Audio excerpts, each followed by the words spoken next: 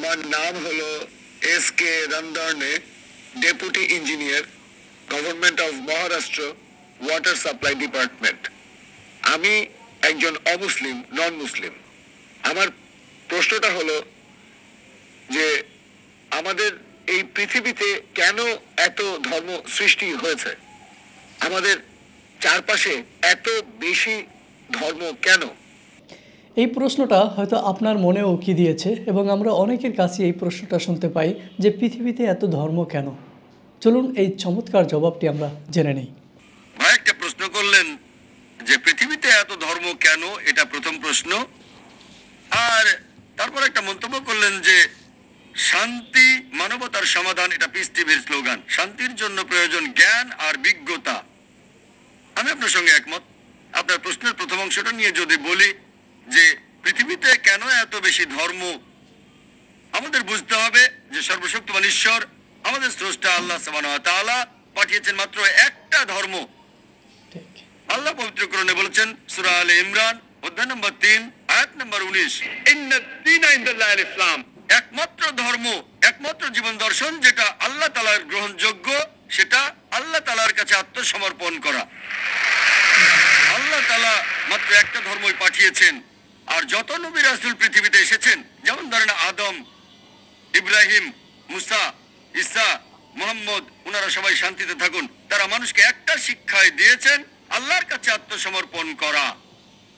এখন আরবি ভাষায় যদি কেউ আল্লাহ তাআলার কাছে আত্মসমর্পণ করে তাহলে তাকে বলা হয় মুসলিম। আর ইসলাম, এই আরবি শব্দটার মূল আরবি শব্দটা হচ্ছে সালাম, যার মানে শান্তি।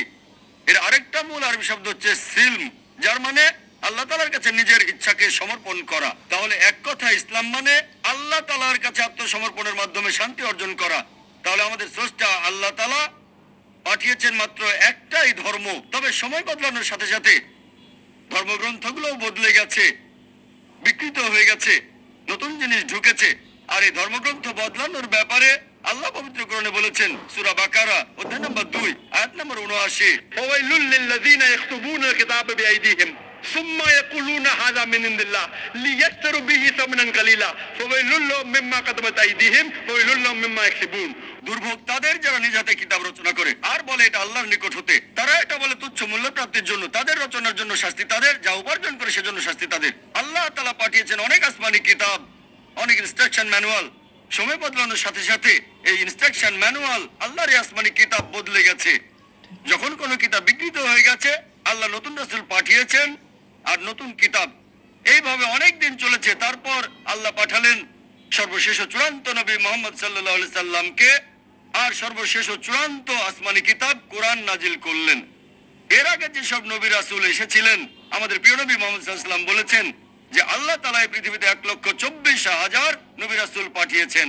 পবিত্র কোরআনে মাত্র 25 জনের নাম বলা হয়েছে, অন্যদের নাম আমরা জানি না।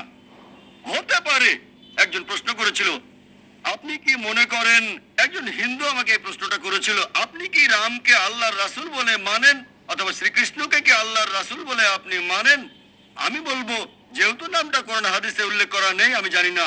আমি জানি না, হতে পারে রাসূল অথবা নাও হতে পারে, নিশ্চিত করে বলতে পারছি না।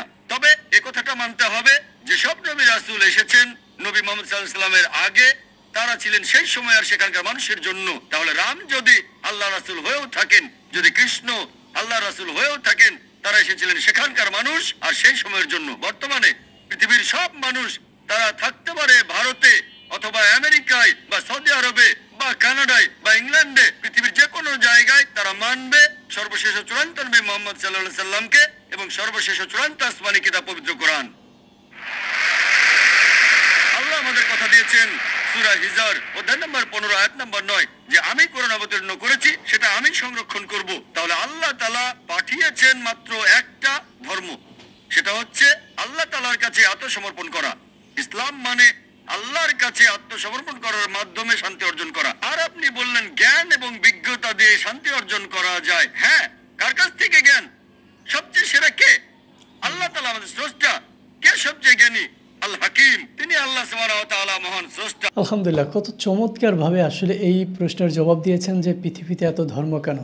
আমরা আলহামদুলিল্লাহ এই প্রশ্নের উত্তর শুনে সবাই স্যাটিসফাইড হবেন। বিশেষ করে যারা অমুসলিম রয়েছেন এই প্রশ্নটা তারা বেশি করেন যে একমাত্র চূড়ান্ত এবং আল্লাহর কাছে মনোনীত দিন হলো ইসলাম, যে ইসলামটাকে প্রত্যেককে সারা পৃথিবীর সমগ্র মানুষকে অনুসরণ করতে হবে, তাকে গ্রহণ করতে হবে। আসুন আমরা এই শান্তির ধর্ম ইসলামকে ছড়িয়ে দেই এবং তার কাছে আত্মসমর্পণ করি। ভিডিওটি শেয়ার করে দেবেন, লাইক কমেন্ট করে আপনাদের মূল্যবান মতামত অবশ্যই জানাবেন।